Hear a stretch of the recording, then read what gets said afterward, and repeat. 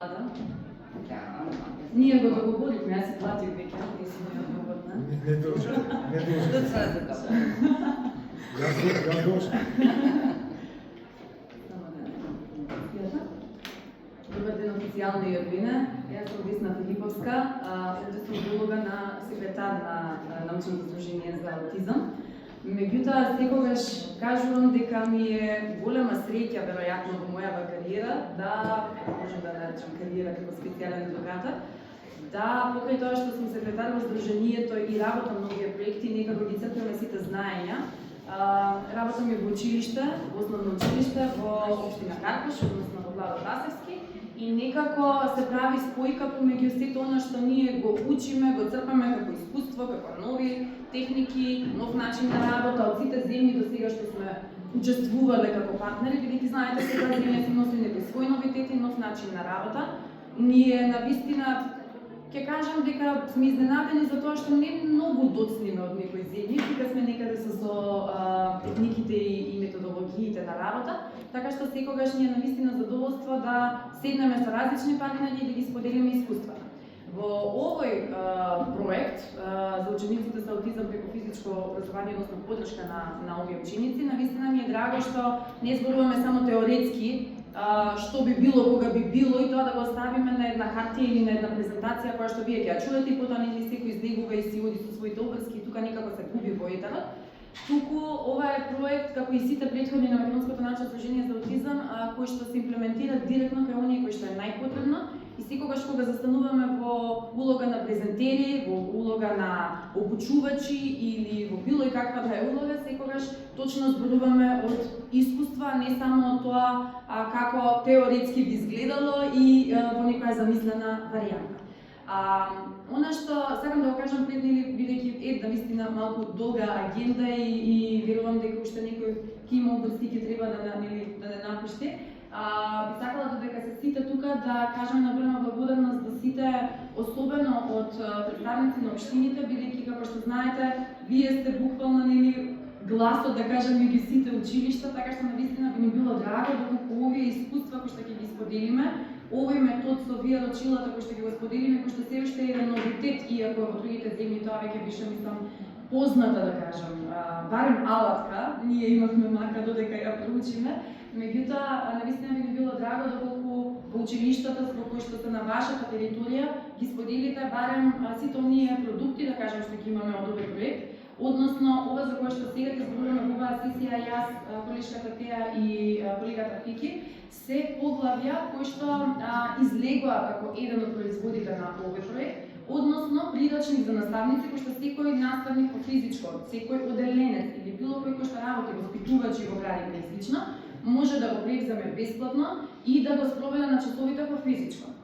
Она што е важно, гледајќи, сега јас нема да зборувам само за моето училиште, ние дефектолозите барем правиме едно мрежување меѓу нас и знаеме како течат работите во училиштата, некако се уште инклузијата прави да сме тотално посветени само на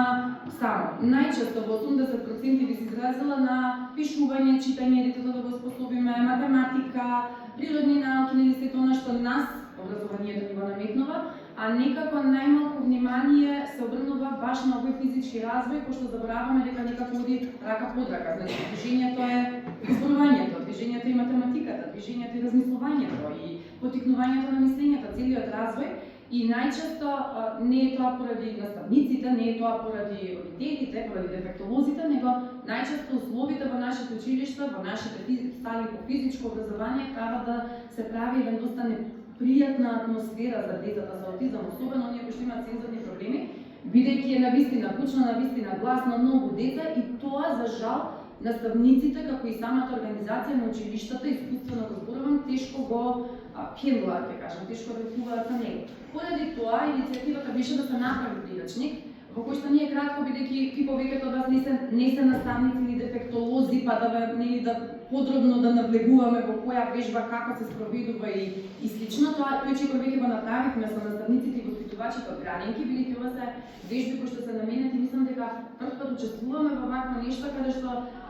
не е само за децата од основно образование, затоа што некако центарот секогаш е таму ставен и фокусот основно, а децата што се во градинка и децата кои што се во средно, да не зборувам за од средно нагоре, нели кои ќе завршат, односно ќе станат адолесценти, дека некако се губат во целиот тој простор.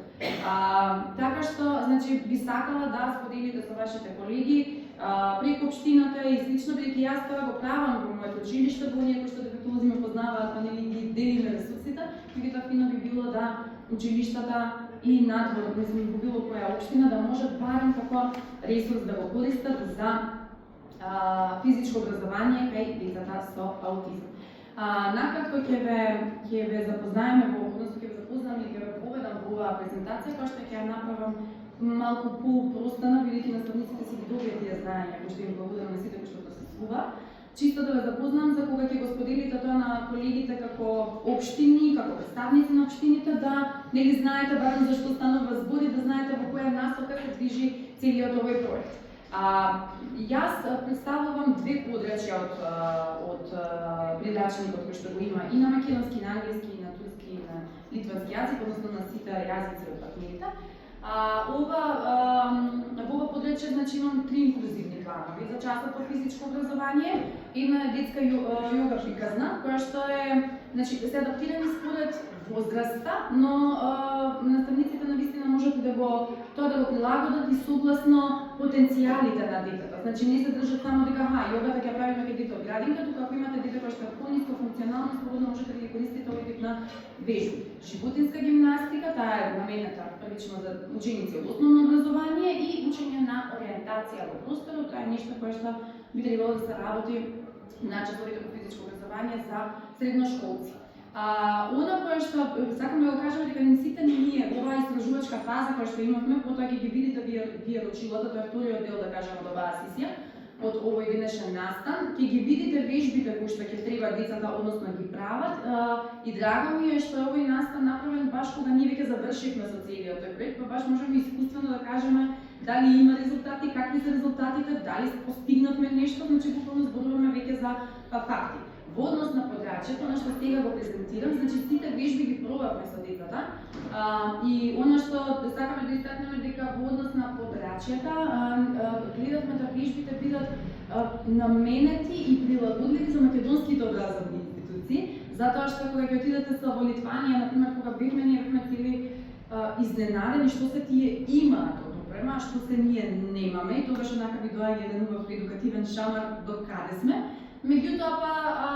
може да се направат и да се прилагодат и баш се сега во македонската визија прилагодени за она што ние кој што располагаме, така што нема некоја посебна опрема, нешто посебно што наставниците или училиштето или општините во делот на подрачјето за физички вежби треба да ги даде. Така што слободно значи може да ги користат бесплатно без никакво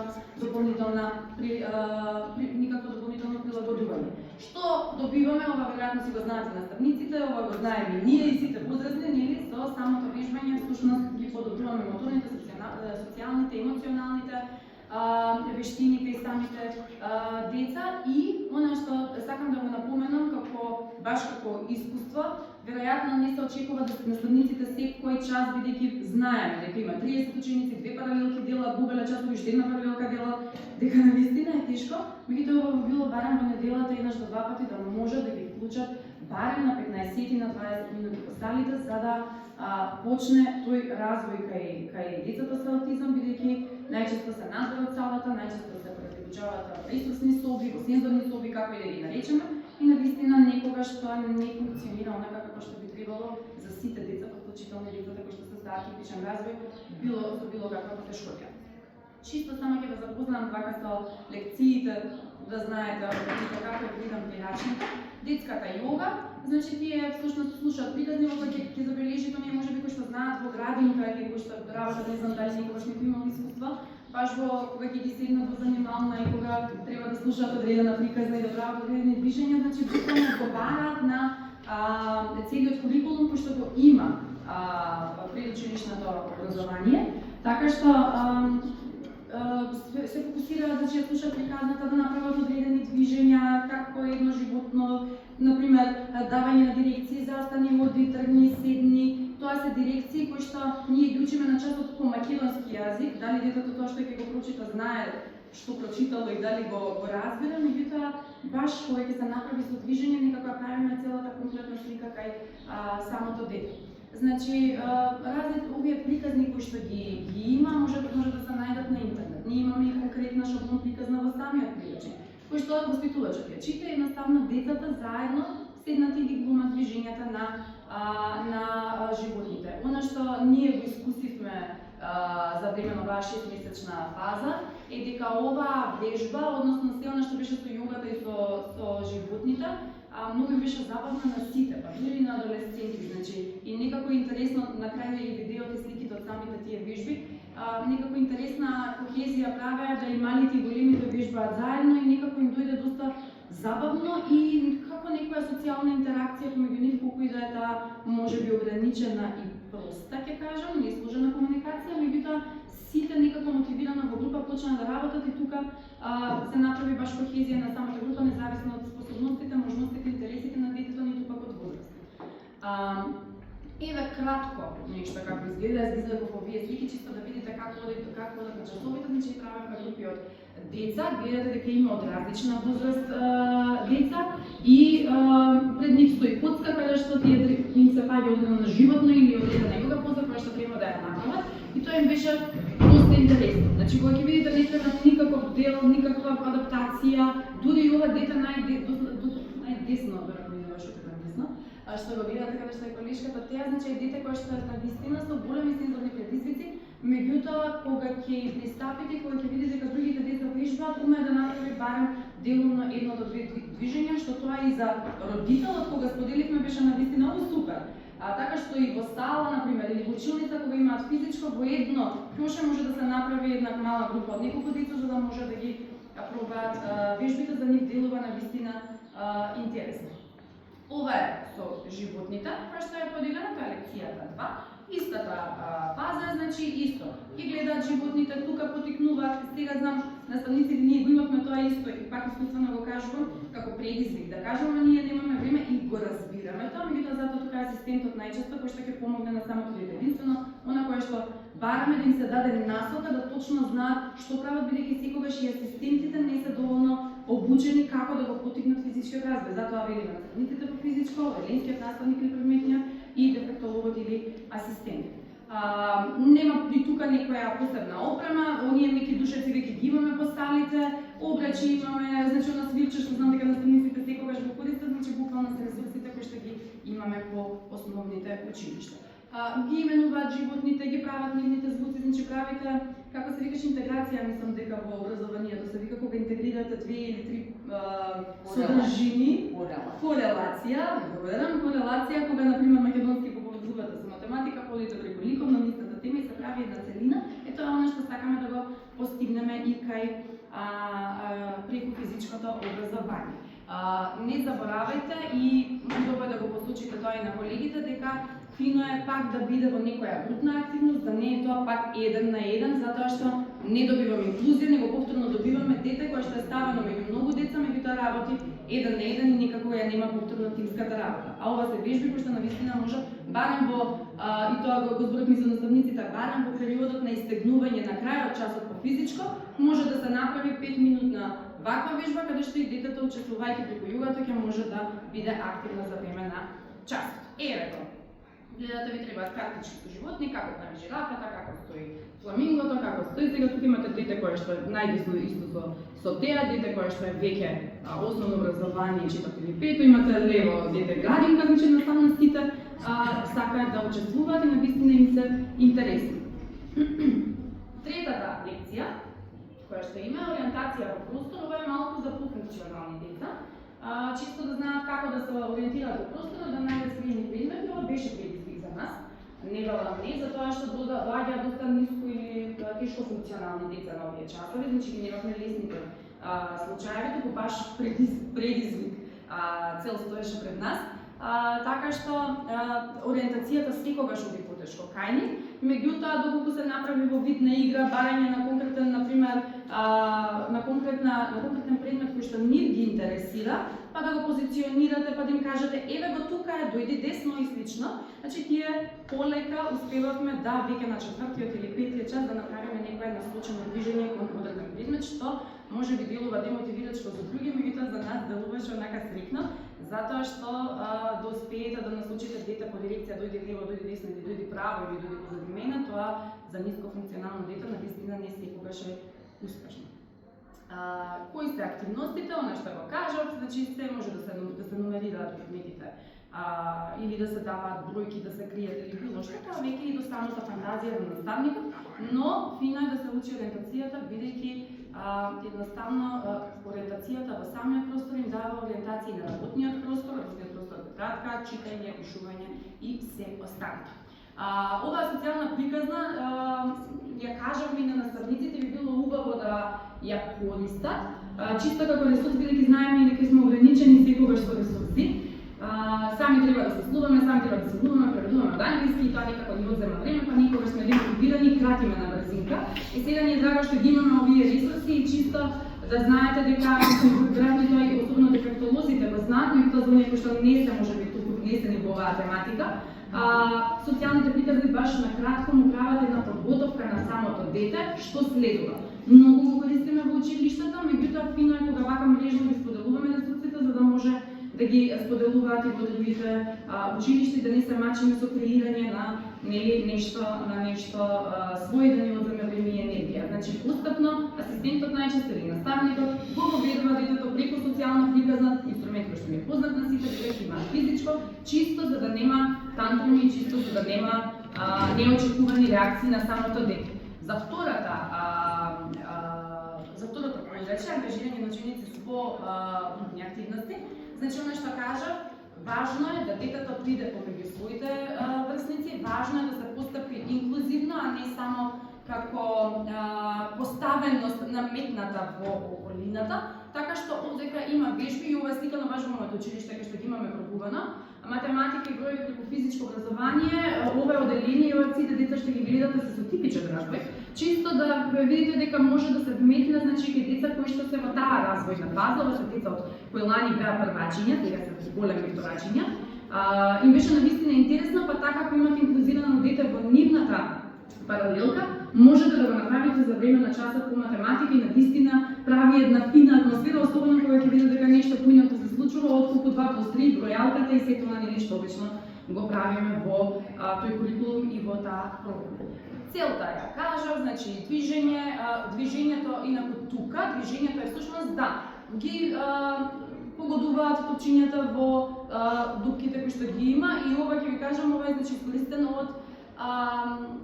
за јогуртчиња за ужинка. Значи тоа се манипулативите кои што ги имаме, ништо посебно, баш е снаодливост и креативноста. Во обрачето например има број 5 па да го скокнат до број 5 па да скокаат без него 5 пати и слично, и тоа го правевме и на овие вежби и истражувања, така што навистина е интересна активност која што прави да баш работат на целокупната груба моторика.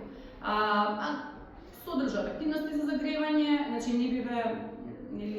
заморувала со тоа како да постапно работите, бидејќи во пријачекот има сите оние кои што ќе сакаат да ги спроведат тие активности, ќе може да се одат постапно, се е сублимирано. Како се загреваат, колку трае часот, направено да трае 45 минути, колку што трае час во нашето образование, во основно средно, така што навистина може да се прилагодат како што вам ви одговара и на крај секогаш доаѓа онаа релаксација каде што повторно може да се направи со математика, со броеви, бројат наназад, се сменуваат, јога вежбите да се направат излично, едноставно да се направи еден целосен комплетен час.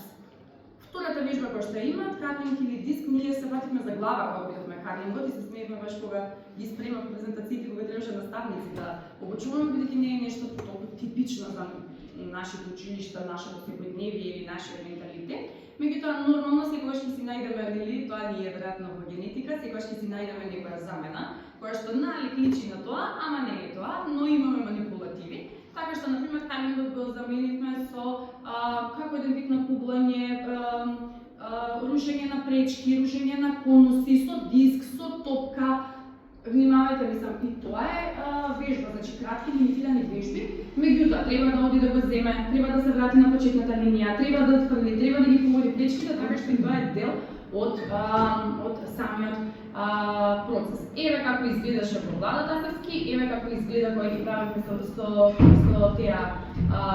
вежбите во оваа истражувачка фаза, значи буквално децата учествуваат и навистина им беше напорно, на крај завршува со релаксирање. Придобивките мислам дека веројатно ги знаеме, што значи да вклучите едно дете, што значи да учествува во часот, што значи да работи тимски, што значи да има задача која што е иста како и другите деца, да се чувствува прифатено. За моториката, грубата моторика, крупната моторика, веројатно веќе тоа и го знаете и го слушнате од професорот, така што навистина придобивките се големи, мала адаптација, мало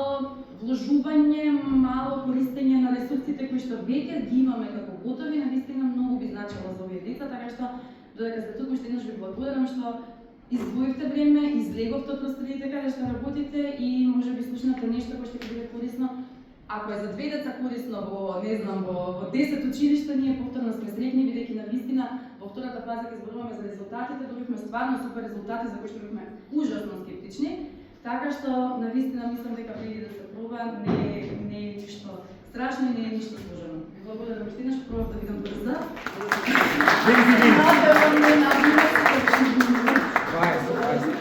Добро. Надминато, ама просто.